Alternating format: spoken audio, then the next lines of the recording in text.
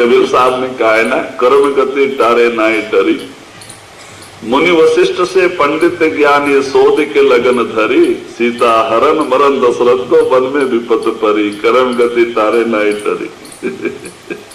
कर्म राम को भी नहीं छोड़ा। क्यों? आप शरीर में आए थे तो आपको प्रारब्ध कर्म भुगतना ही था। जबकि त्रिकाल ज्ञानी ब्रह्म ऋषि कहते वशिष्ठ जैसे त्रिकाल ज्ञानी ब्रह्म ऋषि ने मुहूर्त निकाला था। पंडित थे वो, अच्छे पंडित थे, उनके कुल गुरु थे। निकाला, बड़े शोध के निकाला कि कल 11:20 का अच्छा मुहूर्त समय है, सिंहासन पर बैठा के आनंद लेने का। राजा दशरथ को बड़ा खुशी का टाइम था, लेकिन वही मुहूर्त समय दुख का कारण बना। ठीक उसी मुहूर्त के समय पे राजा दशरथ के प्राण गए। जब राजा दशरथ ने सुना कि राम लक्ष्मण सीता वनवास जा रहे हैं, अरे मेरा प्यारा राम वनवास जा रहा है, प्राण पे के उड़ गए। क्यों? ऋषि श्राप था। श्रवण कुमार को मारा था शब्दवेदी बाण से। श्रवण कुमार के माता पिता ने श्राप दे दिया था। छोटे उस समय जवानी थी उनकी, कि जैसे पुत्र के वियोग में हम प्राण दे रहे हैं, ऐसे तुम भी अपने पुत्र के वियोग में मरोगे, प्राण त्यागोगे। तो होना ही होना है। जैसे सुना कि राम सीता लक्ष्मण वनवास जा रहे हैं, दिल में लग गया। और ऋषि का श्राप था, प्राण पखेरु उड़ गए। राम प्यारा था, वियोग नहीं सहे। तो कहते एक दशरथ के मरने का एक दुख, सीता और लक्ष्मण के साथ राम को वन में जाने का दूसरा दुख उसी समय आया जो मुहूर्त समय वशिष्ठ ने निकाला था। भाई क्यों? विधि में वनवास लिखा है, सिंहासन कहां से मिले? तो 14 बरस वनवास जाना ही जाना है। तो कहते भाई कर्म गति टारे नाई टरी, मुनि वशिष्ठ से पंडित ज्ञानी सोधी के लगन धरी, सीता हरण मरण दशरथ को वन में विपद परी, कर्म गति टारे नाई टरी। विधि का लिखा। अब राजा हरिश्चंद्र कितने अच्छे राजा थे, सत्यवंत, दानशूर, कभी भी अपने शरीर से, अपने मन से, वाक्य से किसी का दिल नहीं दुखाया था उन्होंने। लेकिन उनके ऊपर भी कितनी मुसीबत आई। देखो, राजभ्रष्ट हुए, विश्वामित्र ने राज छीन लिया और कहते कर्जा है चुकाओ। औरत रानी को बेच के, अपने आप को बेच के कर्जा चुकाया, लेकिन झूठ नहीं बोला। विश्वामित्र झूठ बुलाना चाहते थे लेकिन वो झूठ नहीं बोले, सच। क्योंकि सतयुग में रुपए में रुपया सच होता है, आत्मा निर्मल होती है।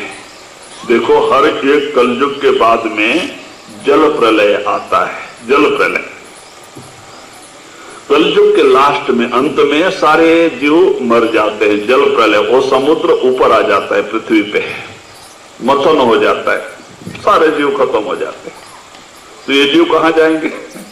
जिसने दुनिया बनाया उसके पास जाएंगे, ब्रह्म में जाके समाप्त। ये जीव सारे ब्रह्म में जाते हैं, ऑटोमेटिक मरने के बाद ब्रह्म में जाते हैं, क्योंकि ये यहां सब खत्म हो जाता है, सब मथन हो जाता है। पानी आके समुद्र का सब मथन कर देता है और सारे जीव जाके ब्रह्म में समाते हैं। ब्रह्म सृष्टि का करता है।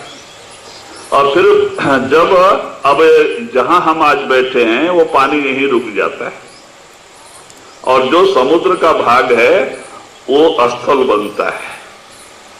तब ब्रह्म को फिर जीवों को ऊपर से नीचे भेजना पड़ता है। तो जहां समुद्र था वहां पे जनसंख्या बसाई जाती है, ऊपर से भेजा जाता है, ब्रह्म ही भेजता है। तो ऊपर जाने के कारण से ये निर्मल हो जाते हैं, इनके सारे पाप कट जाते हैं। आत्मा प्योर निर्मल हो जाता, मन निर्मल पवित्र हो जाता है। जो करोड़ों जन्मों के पाप मन पे थे वो उतर जाते हैं, निर्मल हो जाता है। ब्रह्म कोई छोटी मोटी चीज नहीं, वहां जाने से ही निर्मल होता। कि ऋषि मुनियों ने कहते, योगियों कितना हजार हजार बार तपस्या करके वहां जाते हैं, जबकि आत्मा सहज में प्रलय में पहुंच जाती है। तो आत्मा निर्मल हो जाती है। इसीलिए वहां से आने के बाद ये आत्मा निर्मल और पवित्र होती है, और पवित्र होने से इसकी 1,00,000 वर्ष की उम्र हो जाती है। मन में पावर आ जाता है ब्रह्म से आने से। 1,00,000 वर्ष की उम्र हो जाती है। हड्डी में प्राण होते हैं, हड्डी में प्राण हो जाते हैं। 1,00,000 वर्ष की उम्र, 10,000 हाथी की ताकत होती है एक एक आदमी। और 17 लाख कहते हैं कि सतयुग का उम्र है। एक इंसान की 1,00,000 वर्ष की उम्र होती है। तो कहते इस तरह से काफी ताकत आ जाती है। और फिर यह जीव पृथ्वी पे आने से मन के दायरे में फिर कर्म करने लगता है, फिर पाप करता है, फिर मन मलिन होते जाता है, और फिर हड्डी से प्राण खून में आ जाते हैं। खून में आने से 10 भाग उम्र कम हो जाती है, 10,000 वर्ष की रह गए त्रेता युग में। क्योंकि पाप करके जीव मलिन हो गया। पाप से पुण्याई क्षीण होती है, पुण्य क्षीण होता है, उम्र घटती है। पाप से उम्र घटती, पाप करना ही पड़ता है। यहां तो काल ने कर्म का जाल बिछाया है। तुलसीदास ने रामायण में इशारा दिया है ना, कर्म प्रधान जगत कर राखा, जो जस करे तो तत्फल चाखा। कालकर्ता ने सृष्टि का निर्माण करके कर्म प्रधान रखा है, और जीव जैसा जैसा कर्म करता है उसका हिसाब चुकाने के लिए आगे शरीर में आ जाता है। जिस भी शरीर में वो कर्म पूरा हो, मानव शरीर बड़े भाग्य से मिलता है, बार बार मानव शरीर नहीं मिलते, 84 में जाता है। तो कहते हैं इस तरह से उम्र बढ़ जाती है। तो वही आप इशारा देते हैं। फिर और भी कर्म करके जीव मलिन हो जाता है। द्वापर युग में 1,000 वर्ष की उम्र हो जाती है। फिर कर्म करता है जीव पूरा युग, फिर और मलिन हो जाता है तो कलयुग में 100 वर्ष की उम्र हो जाती है। जीव और मन दोनों बलहीन हो जाते हैं। तो कहते इस तरह से अब कलयुग का कोई छोटा मोटा उम्र नहीं है। 4 लाख कहते हैं कि 4,32,000 वर्ष की उम्र है कलयुग की, और उसमें से अभी 6,000 वर्ष ही बीते 6,000 वर्ष ही बीता है। महाभारत प्रमाण है, महाभारत के बाद ही कलयुग स्टार्ट हुआ। तो कहते 6,000 वर्ष ही हुए। 32,000 में 6,000 ही गए हैं, अभी 32,000 बाकी, 4 लाख ऐसा ही पेंडिंग पड़ा है। बहुत लंबी उम्र है कलयुग की। लोग कहते हैं कि अभी सतयुग आ जाएगा, लोगों को सुख शांति मिलेगी। नहीं भाई, युग बराबर अपने उम्र तक रहता है। 4,32,000 वर्ष तक कलयुग रहेगा ही। लेकिन क्या है, जनसंख्या घटेगी, पाप बढ़ रहे, जनसंख्या घटेगी, लड़ाई होगा, अणुबम तैयार करके रखे, लोग मरेंगे, जनसंख्या घटेगी। जो कम लोग हैं उनको सुख मिलेगा, तो उसी को सतयुग कहते हैं। नहीं भाई, कलयुग रहेगा। कलयुग में तो फिर इतने दिन तक ये आत्मा रहेगी। कलयुग में ये जो अभी देखो 150-200 साल पीछे हमारे पूर्वज लोग कितने ताकत थे, कितने लंबे चौड़े रहते थे, पेड़ को भी पकड़ के उखाड़े हैं 200 साल में। और 200 साल में हमारी इतनी बलहीनता आ गई, शरीर कमजोर होते जा रहा है। बाहर का प्रभाव भी पड़ रहा है, आजकल का युग बदलते जा रहा है, शरीर पे उसका प्रभाव पड़ रहा है, उम्र घटते जा रहा है। तो कहते इस तरह से बैगन को भी तोड़ने के लिए उनको बैगन के ऊपर सीढ़ी लगा के चढ़ना पड़ेगा। माने इतने बड़े बड़े तक हो जाएंगे आदमी लास्ट तक। कहते 3-3 इंची के होंगे आदमी, क्योंकि शरीर तो घटना ही है, उम्र कम होनी है। लास्ट कलयुग तक भाई बहुत लंबा है कलयुग का उम्र। तो कहते ये हालत है। तो इसीलिए आप पलटू साहब जी कहते हैं जी, प्रीति सबसे करे मित्र या दुष्ट से, प्रीति सबसे करे मित्र या दुष्ट से, भली और बुरे दोषी सुधारा। दास पलटू कहे राम नहीं जानहु, दास पलटू कहे राम नहीं जानहु, जानहु संत जिन जगत तारा। तो वही पलटू साहब कहते हैं भाई एक संतों का स्वभाव होता है, चाहे वो शत्रु होवे या मित्र होवे, अपना होवे पराया होवे, पापी होवे पुण्यवान होवे, जो उसके शरण में आते हैं सब पे समान दया करना। अपने पराये का भाव भेदभाव रखने वाला वो साधु नहीं सवादु है। पैसे के लिए मान बढ़ाई के लिए कुछ भी करते हैं लोग। भाई जो सच्चे महात्मा होंगे उनकी दृष्टि सब पे समान होती है, चाहे वो शत्रु हो मित्र हो, अपना हो पराया हो पापी हो पुण्यवान हो, सब पे समान होती है। क्योंकि संत महात्मा इस दुनिया में परोपकार के लिए आते हैं।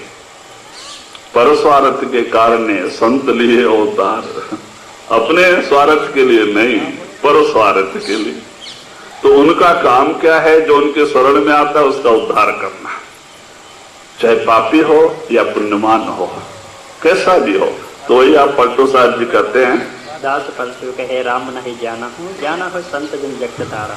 हाँ, दास पलटू कहे राम नहीं जानहु।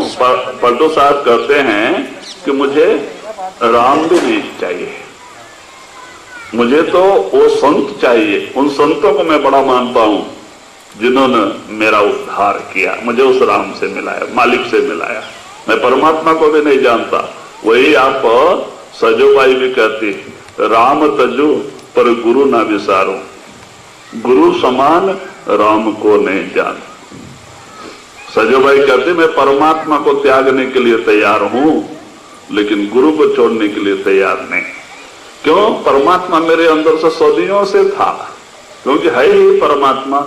जब से आत्मा इस दुनिया में आई, साथ में परमात्मा भी अंदर है, आत्मा के अंदर ही परमात्मा का वास है। तो जहां आत्मा है वहां परमात्मा। लेकिन एक दिन भी परमात्मा ने नहीं बताया भाई ये बुरा कर्म मत करो, नरकों में जाओगे, तुम्हें ये सजा भुगतनी पड़ेगी, ये तकलीफ भुगतना पड़ेगा। हम नरक में गए तो परमात्मा नरक में आया, हम सुअर के शरीर में गए तो परमात्मा भी सुअर बना, हम गद्दा बने तो परमात्मा भी गद्दा बना। तो भाई फायदा क्या ऐसे परमात्मा से? कहते भाई जब गुरु मिला उसने सोची दी, परमात्मा के बारे में बताया, और उसकी कृपा से फिर परमात्मा अंदर प्रकट हुआ, तब वो हमारी मदद करने लगा। नहीं तो पहले परमात्मा था, फायदा क्या?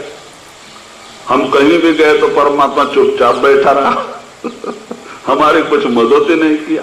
तो इसीलिए महात्मा कहते भाई मैं उनको मानता हूं जिन्होंने हमें उस परमात्मा से मिलाया। मुझे गुरु को मैं इज्जत देता हूं। देखो काकभूषणी ने, रामायण में काकभूषणी ने अपने जन्म के बारे में बताया था गरुड़ को। क्या करता है? काकभूषणी पिछले जन्म में भगत था और उसके गुरु ने उसको उपदेश दिया था, शिव की आराधना बताई थी। तो एक दिन वो मंदिर में जाके शिव पूजा करते बैठे थे और इतने में उनके गुरुदेव आ गए मंदिर में। और गुरुदेव आके खड़े हैं, इनको क्या हो गया? अरे मैं जब प्रत्यक्ष भगवान की पूजा कर रहा हूं तो गुरु को नमस्कार करने की क्या है? अहंकार आ गया। तो गुरु की तरफ देख के भी पूजा करते ही बैठे, उनको नमस्कार नहीं किया। तो गुरु के दिल में दुख हो गया। थोड़ा टाइम 5 मिनट तक देखा, जब नमस्कार नहीं किया तो दिल में दुख हुआ और आप पीछे पैर लौट के जाने लगे। मंदिर से बाहर निकले तो इतने में शिव आकाशवाणी होती। जैसे वो मंदिर के बाहर निकले थे कि शिव को गुस्सा आया, जिसकी वो पूजा में बैठा था। शिव ने ही श्राप दे दिया कि हे मूर्ख, प्रत्यक्ष तेरा गुरु तेरे सामने खड़ा है तो उसको नमस्कार भी नहीं किया, तू ऐसे पूजा करते बैठा है, जा तू आगे कौवे के शरीर में पैदा होगा, आगे तेरे को कौवे का जन्म मिलेगा। गुरु ने सुना, भागे भागे आए, अरे महाराज वो अज्ञानी है, आप दया करो, उसको ऐसा श्राप क्यों दे दिया, उसके पास ज्ञान नहीं है, नहीं आगे फिर कोई ऐसी गलती ना करे, उसे आना ही है ऐसा। तो देखो आगे उन्होंने बड़ी भक्ति की थी, लेकिन फिर आगे काग भूसंडी बन के वही कौवे के शरीर में आए। तो अपना पिछले जन्म का उन्होंने गरुड़ को सारी जानकारी दिया था। तो इसीलिए आप कहते हैं कि भाई वही पलटू साहब कहते हैं, जानी हो हाँ कहते जानी हो संत जिन जगत तारा। मैं उन संतों को जानता हूं जिन्होंने सारी दुनिया का उद्धार करते हैं, वो सबसे बड़े हैं जी। संत संसार में आए प्रगट भये, संत संसार में आए प्रगट भये, नाम ध्रुड़ाए के जगत तारा। तो वही कहते भाई संत दुनिया में आके नाम दृढ़ाते हैं, कहते भाई क्योंकि परमात्मा है हमारे अंदर। कहते हैं जैसे मेहंदी में लाली है, दूध में घी है, लकड़ी में आग है, चकमक में भी आग है, लेकिन नजर आती नहीं। ऐसे ही हमारी आत्मा के अंदर ही परमात्मा का वास है। ये शरीर तो गंदगी का स्थान है, ये शरीर में परमात्मा नहीं रहता है, ये तो गंदा जगह है। आत्मा पवित्र है, आत्मा के अंदर ही परमात्मा का वास होता है। आत्मा जहां रहेगी वहां परमात्मा रहना ही रहना है।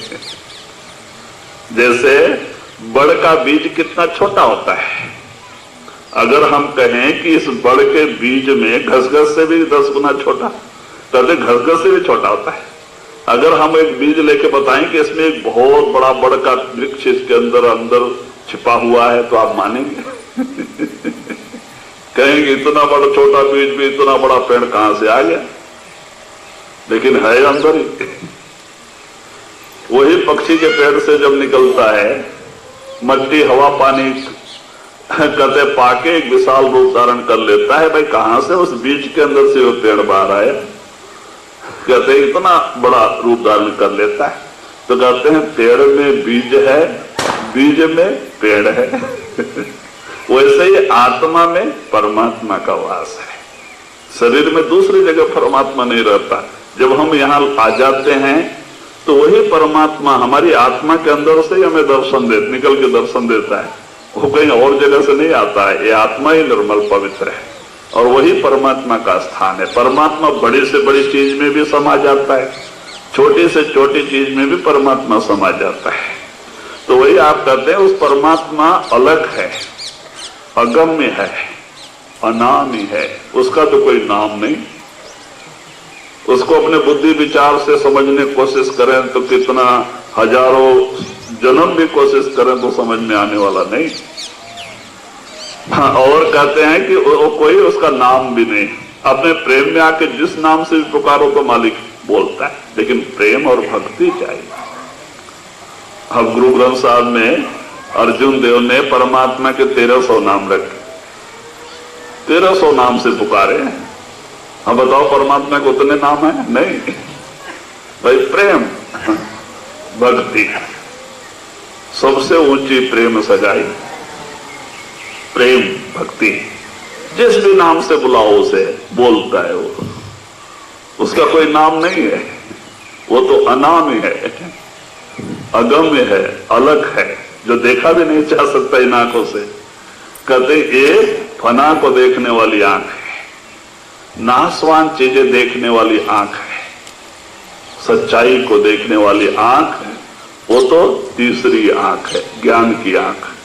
कहते अगर वो खुल जाए तो उससे जो कुछ नजर आता है वो सच है, इससे जो नजर आता है सब झूठ है, माया का धोखा है। धोखा है, सब जीव को फंसाने के लिए तैयार किया गया है। कुटुंब परिवार, धन संपत्ति, माड़ी बंगला, सब धोखा ही धोखा है। सब इससे नजर आता है। चर्म चक्षु, शिवाजी के गुरु रामदास स्वामी ने कहा है, चर्म चक्षु न लक्ष्य, ज्ञान चक्षु निरक्षे। सच्चाई को देखने वाली आंख वो ज्ञान की आंख है। जब आप गुरु की कृपा से भजन सुमरन करके 9 दरवाजे पार करके 10वें में आ जाओगे, आपकी तीसरी आंख खुल जाएगी, ज्ञान की आंख खुल जाएगी। उन आंखों से आप देखो, आप अपने शरीर में उन आंखों से देखो, गणपति भी नजर आएगा, ब्रह्मा भी नजर आएगा, विष्णु भी नजर आएगा, शिव पार्वती भी नजर आएगा, माया आदिशक्ति भी नजर आएगी। 33 करोड़ देवी देवता आपको अपने शरीर में नजर आएंगे। लेकिन जब तक ज्ञान की आंख नहीं खुलेगी, इन आंखों से देखने की कोशिश करो तो कुछ नहीं नजर, रक्त और मांस ही दिखाई देगा।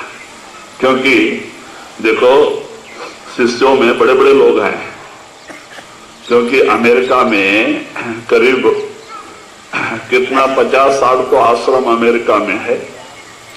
अमेरिका, जापान, जर्मनी, ब्रिटेन और साउथ अफ्रीका, रसिया, सब जगह है आश्रम। कितने लोग आते हैं वहां से, विदेशों से। तो वो कहते हैं, अरे महाराज हम सर्जन डॉक्टर हैं, हम हार्ट का ओपन सर्जरी करते। आप कहते हैं कि भाई बुधा स्थान में गणपति है, इंद्रिय स्थान में ब्रह्मा है, नाभि स्थान में विष्णु है, हृदय स्थान में शिव पार्वती है। हम तो हम तो सर्जन हैं, ओपन सर्जरी करते हैं, हमें कहीं शिव पार्वती नजर ही नहीं आए। तो भाई वो इन आंखों से देखें, ये तो इससे देखेंगे रक्त और मांस नजर आएंगे, चमड़े की आंख ये तो काल ने फंसाने के लिए दिया है दुनिया में, निकलने के लिए नहीं, फंसाने के लिए। ये चमड़े की आंख है। तो इसीलिए कहते चर्म चक्षु न लक्ष्य, ज्ञान चक्षु निरक्षे। कहते भाई सच्चाई को देखने के लिए आपको अपने अंदर आना पड़ेगा, ज्ञान की आंख खोलना पड़ेगी। वहां उस आंख से देखो, सब नजर आएंगे और उसका फल हमें मिलेगा। जो कुछ हमारे पिता ने हमारे अंदर रखी है, परमात्मा ने, वो चीजें हमें हासिल हो जाएंगी, हम धन्य हो जाएंगे, हमारी सारी आशा तृष्णा खत्म हो जाएगी। जो अंदर की चीजें हम हासिल कर लें, तो वही आप इशारा देते हैं कि नाम दृढ़ा के संत हमें अंदर लेके आते हैं। वो कहते भाई हरि मंदिर यह शरीर है, ज्ञान रतन प्रगट होए, परमात्मा का जीता जागता मंदिर मानव शरीर है, जिसे परमात्मा ने खुद 9 महीने में बना के भेजा है। बाहर तो हम लोगों ने बनाया है, लेकिन ये परमात्मा को बनाया हुआ मंदिर है। इसीलिए एक मुसलमान फकीर क्या कहता है, मंदिर तोड़े मस्जिद तोड़े तो भी कुछ नहीं मुझाका है, लेकिन दिल मत किसी का तोड़िए तो घर खास खुदा का है। मंदिर में तो भूत डरे हैं, मस्जिद सफम सफाई है, लेकिन दिल दरगाह के अंदर में झलकता नूर खुदाई है। क्या है, हर इंसान के अंदर एक रोशनी छाई है, जो घटती बढ़ती कभी अवती ने एक राई है। परमात्मा का प्रकाश आपके अंदर 24 घंटे समान रूप से चमक रहा है, जो 1 सेकंड ज्यादा कम नहीं होता है। लेकिन आप अंदर आके देखो, आपको दिखाई देगा, प्रकाश भी दिखाई देगा, शब्द भी सुनाई देगा, अनहद नाद, जिसको पाके मन मस्त हो जाता है, जाके शब्द से जुड़ जाता है, शब्द को छोड़ के दुनिया में आना ही पसंद नहीं करता है। तो कहते हैं जहां मन नहीं, आशा तृष्णा नहीं, तब जाके हमें सुख और शांति मिलती है। इसीलिए महात्मा कहते हुए सच्चा सुख और शांति आपके अंदर है। बाहर सब भूल भुलाए, भ्रम भुलाए, काल के धोखे हैं, ये सब झूठ है, नाशवान है। जो आज है कल नहीं रहना है, कल है परसों नहीं रहना है। परिवर्तनशील संसार, हम देखते देखते कितने लोग चले जाते, कितना बदलते जा रहा है दुनिया। भाई क्यों? दुनिया की ऐसी ही रीति है, परिवर्तनशील संसार है। इससे प्रेम प्यार लगा के हम दुखी होते हैं। तो महात्मा कहते भाई नाम से प्रेम प्यार जोड़ लो। आपको दुनिया में रहना है, कुटुंब परिवार में रहना, आपका लेन देन का हिसाब किताब है, ड्यूटी बजाओ, लेकिन दुनिया का बन के नहीं, नाम का बन के, गुरु का बन के। दुनिया का बन के रहोगे धोखा खाओगे। जहां आशा तहाँ वासा। जहां आपका प्रेम प्यार होगा, जहां आपका मोह होगा, जहां आपकी आशा होगी, आपको वहां आना ही पड़ेगा। क्या चीज है हमें बार बार दुनिया में लेके आती? दुनिया का प्रेम, दुनिया की आशा हमें दुनिया में लेके आती, लेकिन मानव शरीर नहीं मिलता है। अगर हम एक कुटुंब परिवार के ऊपर आशा लेके मरते हैं तो हम मर के जाते हैं, उसी कुटुंब परिवार में आते हैं। कुत्ता बन के दरवाजे पे आके बैठ जाते हैं, बिल्ली बन के दरवाजे घर में आके बैठ जाते हैं, चूहा बन के आ जाते हैं। मानव शरीर नहीं मिलता है, पेड़ बन के खड़ा हो जाते हैं। क्यों? मानव शरीर बड़ा दुर्लभ रत्न है। करोड़ों जन्मों के पुण्य से हमें मानव शरीर मिलता है, और उस प्रभु परमात्मा की कृपा से ही संतों का समागम मिलता है। संत समागम हरि कथा तुलसी दुर्लभ दोए, सुत दारा और लक्ष्मी पापी के भी होए। अच्छी औरत, अच्छे बाल बच्चे, करोड़ों रुपए पापियों के भी होते हैं। ये सारा चीजें होने से कोई भाग्यशाली नहीं हो जाता है। भाग्यशाली वही है जिसको ऐसा सुंदर मानव शरीर पाके संतों का समागम मिल गया। जिनको सद्गुरु मिल गया उनका लेखा निपटा, उनका आना जाना खत्म हो गया। कहते वो भाग्यशाली हैं। बाहर की चीजें आज हैं कल चली जाएंगी, मरने के समय साथ छोड़ देंगे, और हम जाके यमलोकों में अपना कर्जा चुकाते हैं, यमदूतों के चप्पल खाने पड़ते हैं, दंड सहने पड़ते हैं। वो कौन सा भाग्य है? कहते यमदूत से बचाने वाला संत है। संतों के पास क्यों जाते हैं? कि भाई मरते समय आत्मा को लेने के लिए संत आते हैं, यमदूत नहीं आने देते हैं। अगर मरने के समय यमदूत आना होता तो गुरु के पास जाने की क्या जरूरत है? ऐसे गुरु को दूर से नमस्कार कर दो। भाई जो अपने सिख की रक्षा नहीं कर सकता, मरते समय आके दर्शन नहीं दे सकता, यमदूतों से नहीं छुड़ा सकता, तो फिर क्या फायदा है? कहते भाई गुरु कहते भाई अंत समय में जब आत्मा चोला छोड़ने लगती है, अंदर आके दर्शन देता है और उस आत्मा को संभाल के ऊपर लेके जाता है, सहस्त्र कमल में रखता है, 7वें मंडल में।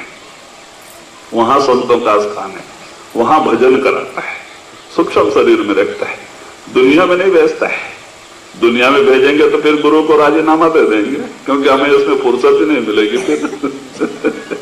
देखो कितने लोग कंप्लेन करते हैं, क्या करें महाराज, टाइम ही नहीं मिलता, फुर्सत ही नहीं मिलती, मन ही नहीं लगता, कमर दर्द करता है, कहीं पैर दर्द करता है, भजन बैठा नहीं जाता है, कितने शिकायतें करते हैं।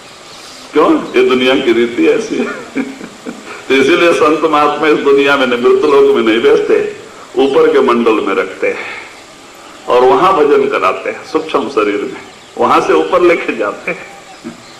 अंदर अंदर ही रास्ता है, एक मंडल से एक मंडल जुड़ा हुआ है, अंदर अंदर ही रास्ता है। तो कहते भाई इसलिए वही आप पलटू साहब इशारा देते हैं कि नाम दृढ़ा के संत हमें उस मालिक के पास ले जाते हैं। जी भजन भगवान को ना जानता, भजन भगवान को ना जानता, संत यही हेतु अवतार धारा। वही पलटू साहब कहते हैं भजन भगवान को नहीं जानता, संत यही हेतु अवतार धारा। कहते भाई दुनिया कहते हैं कि इस दुनिया में आके इस तरह से बोल भरम में पड़ गई, मालिक को ही बुला दिया। कहते हैं जिसने हमें इतना सुंदर समय शरीर दिया, घर मकान दिया, कुटुंब परिवार देके भेजा, उसको ही बुला दिया। अब देखो जब तक कि माँ के गर्भ में आत्मा रहती है, जिसको परमात्मा से पूरा लगाव होता है, परमात्मा का बराबर ध्यान होता है, तो परमात्मा माँ के गर्भ में 2 आधार देके रखता है। अंदर में ज्योति भी दिखाई देती है, यानी प्रकाश दिखाई देते रहता है आत्मा को माँ के गर्भ में, शब्द भी सुनाई देते रहता है, और शब्द और प्रकाश का ये 2 आधार होने के कारण से उस जीव को सैकड़ों जन्म की खबर होती है, सैकड़ों जन्म की याद होती है कि मैं पीछे कौन कौन से शरीर से आया इस गर्भस्थान में।